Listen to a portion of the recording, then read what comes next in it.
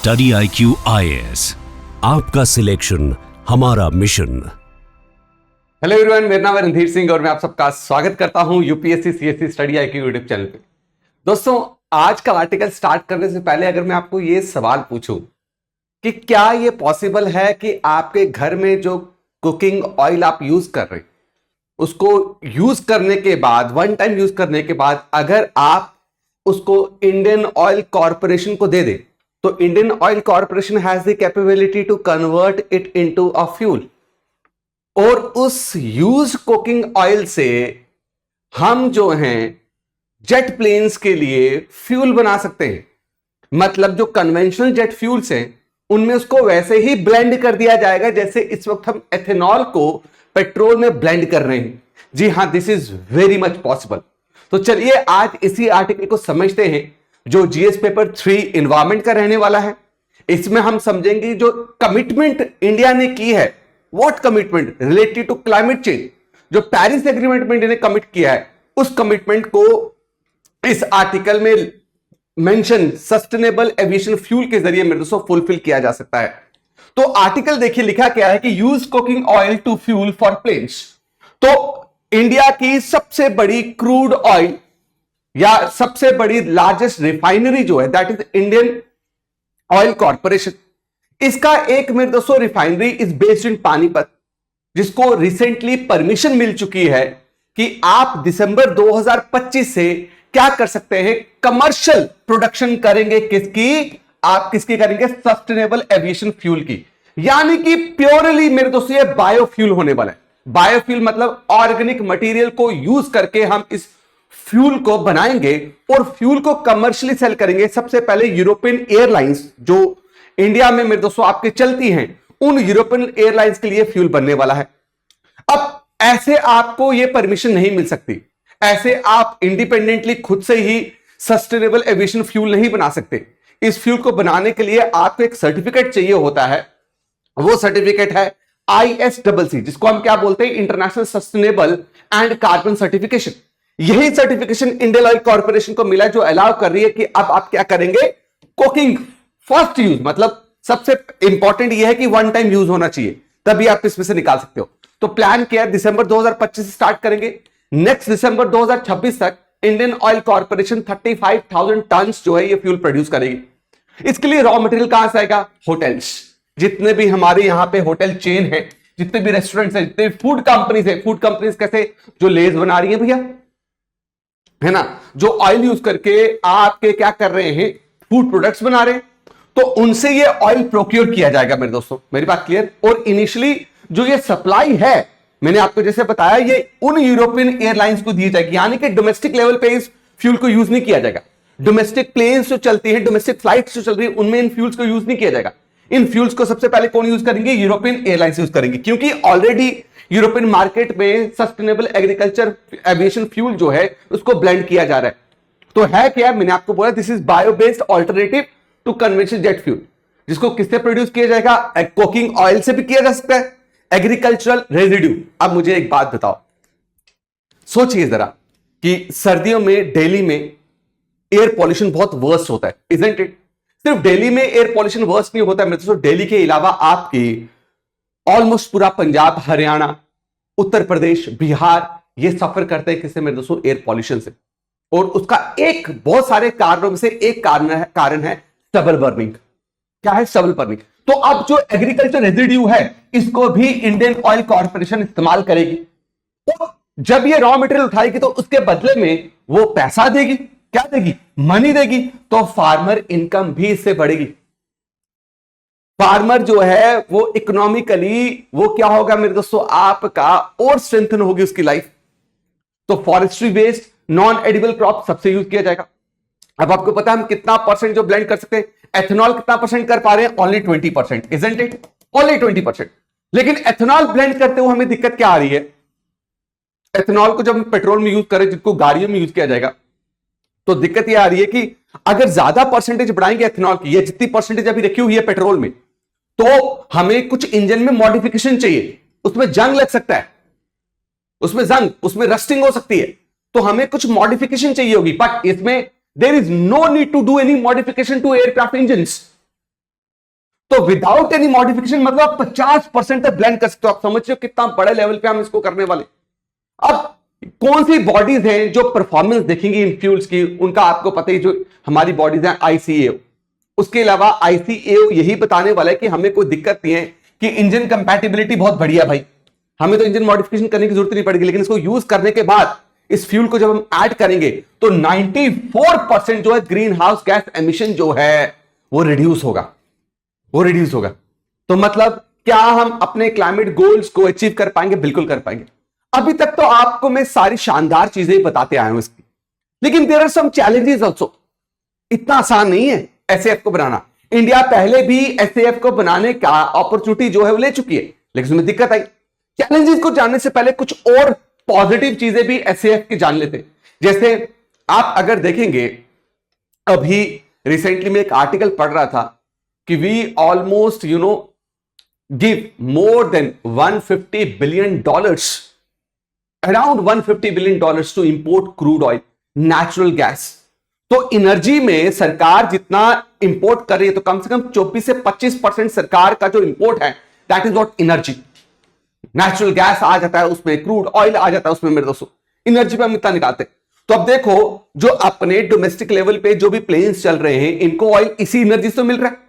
ये एनर्जी के रिसोर्सेज हमारे पास है ही नहीं, हम डिपेंडेंट है फॉरेन कंट्री पे। तो आप सोचो हमारा इंपोर्ट जो है, राइट, यानी कि हमारा एक्सपेंडिचर जो है कितना कट होगा उसमें। हम उस पैसे को यूज कर पाएंगे अदर बेनिफिट्स के लिए। समझ रहे? इकोनॉमिक अपॉर्चुनिटी, जैसे मैंने आपको बताया कि एक नया इनकम एवेन्यू जो है वो ओपन हो जाएगा फार्मर्स के लिए, वेस्ट कलेक्टर्स के लिए।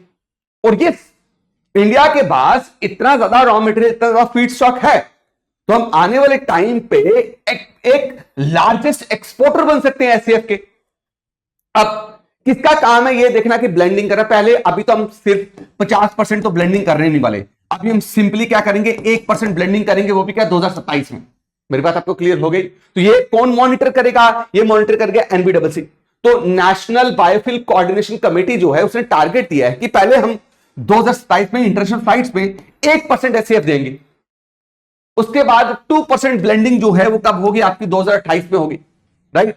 और मेरे दोस्तों, फाइनली जो है, जब हम देखेंगे कि भाई बिल्कुल बढ़िया चल रहा है, जब इंटरनेशनल जो कंप्लायंस है उसको हम फॉलो कर लेंगे, तो उसके बाद जो हम डोमेस्टिक लेवल पे क्या करना स्टार्ट करेंगे, ब्लेंडिंग करना स्टार्ट करेंगे।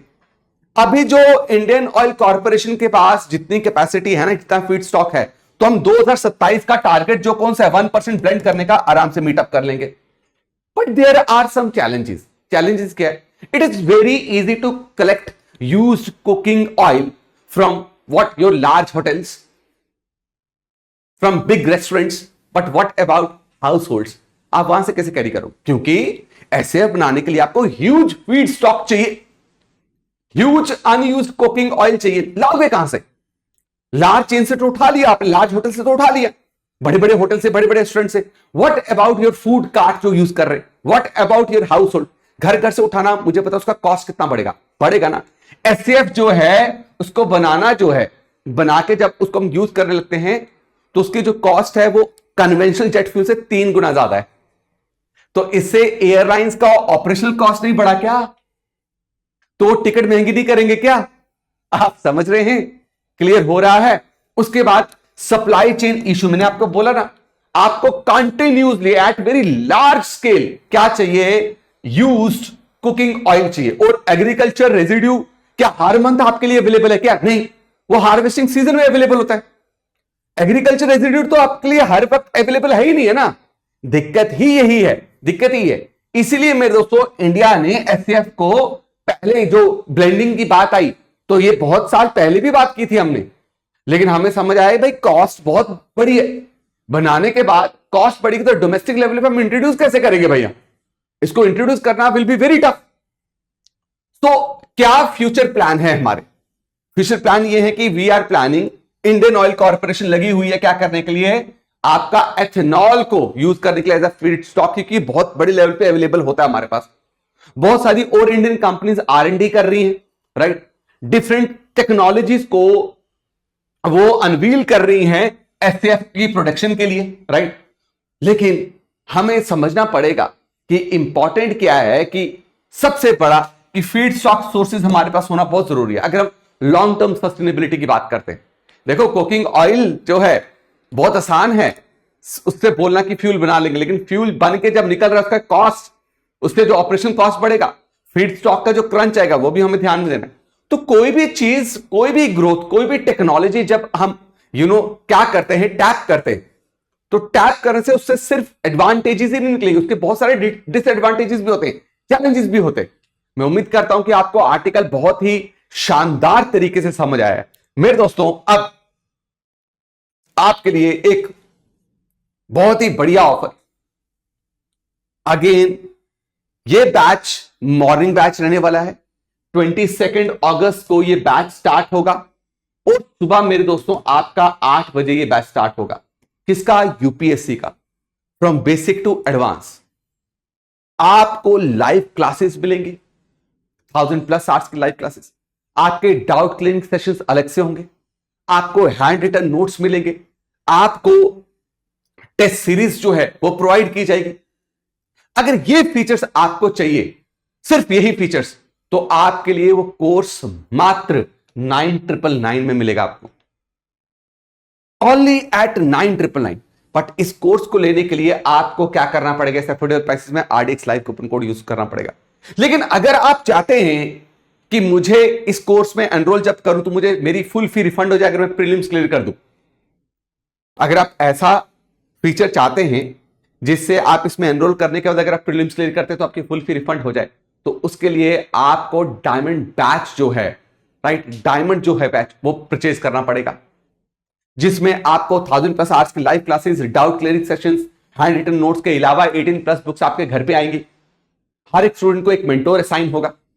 आपके पास इसी में ऑफर होगा कि इसी प्राइस में आप ऑफलाइन क्लासेस जो हैं, without paying a single rupee, you can join our offline classes. But उसके लिए आपको हमारे कोर्स में जो वीकली और मंथली टेस्ट होते हैं उसमें आपको बेहतरीन परफॉर्म करना पड़ेगा। आप इवन मंथली बेसिस पे अगर टॉप करते तो you can win a cash prize of every month, आप 11,000 का कैश प्राइज ले सकते हैं। आपके लिए स्पेशली मेरे दोस्तों जो रिटायर्ड IAS ऑफिसर्स हैं वो आपको मॉनिटर करेंगे, गाइड करेंगे कि कैसे इंटरव्यू देने जब आप मेंस क्लियर कर लेंगे। तो उसके लिए क्या करना पड़ेगा? सबसे पहली बात, बैच स्टार्ट हो रहा है 22 अगस्त सुबह 8 बजे, मॉर्निंग बैच रहेगा। उसके लिए आपको हमारी स्टडी IQ की वेबसाइट पे जाना पड़ेगा मेरे दोस्तों। जैसे स्टडी IQ की वेबसाइट पे आप जाओगे, ऐसे होम पेज आपको दिखेगा। होम पेज में स्क्रॉल करोगे तो आपको व्यू ऑल कोर्सेज दिखेंगे। व्यू ऑल कोर्सेज में क्लिक करते ही मेरे दोस्तों यहां पे प्रतिज्ञा बैच लीजिए, ये 2026 का। इसमें मेरे दोस्तों आप जैसे बाय नाउ के ऑप्शन में जाएंगे तो यू विल सी कि आपका गोल्ड जो कोर्स है वो कितने पे है मेरे दोस्तों? आपका 19,999। जैसे ही आप RDX लाइव कूपन कोड को इस्तेमाल करेंगे, this course will come down to 9,999। कितनी देर की वैलिडिटी है मेरे दोस्तों? 1.5 साल की, 18 मंथ्स। लेकिन डायमंड बैच में मेरे दोस्तों अगर आप एनरोल करेंगे तो course will come down to 27,499। Don't miss this opportunity, right. और यस, EMI ऑप्शन भी आपके लिए अवेलेबल है, तो आप यहां पे मेरे दोस्तों आप EMI ऑप्शन अवेल कर सकते हैं, ठीक है। Your EMI request is confirm, तो जैसे ही आप इसमें मेरे दोस्तों कंफर्मेशन करेंगे तो आपको हमारे यहां से कॉल आएगी कि किस तरीके से आप EMI में इस कोर्स को ले पाएंगे। सो RDX लाइव कूपन कोड को इस्तेमाल करना मत भूलिएगा। Use RDX live coupon code and get maximum discount on it. Thank you so much. ऐसे ही मेरे दोस्तों वीडियोस को प्यार देते रहिए, कमेंट करते रहिए। मिलता हूं आपको नेक्स्ट लेक्चर में, तब तक के लिए अपना ख्याल रखें। जय हिंद, जय भारत मेरे दोस्तों। स्टडी IQ IAS, आपका सिलेक्शन हमारा मिशन।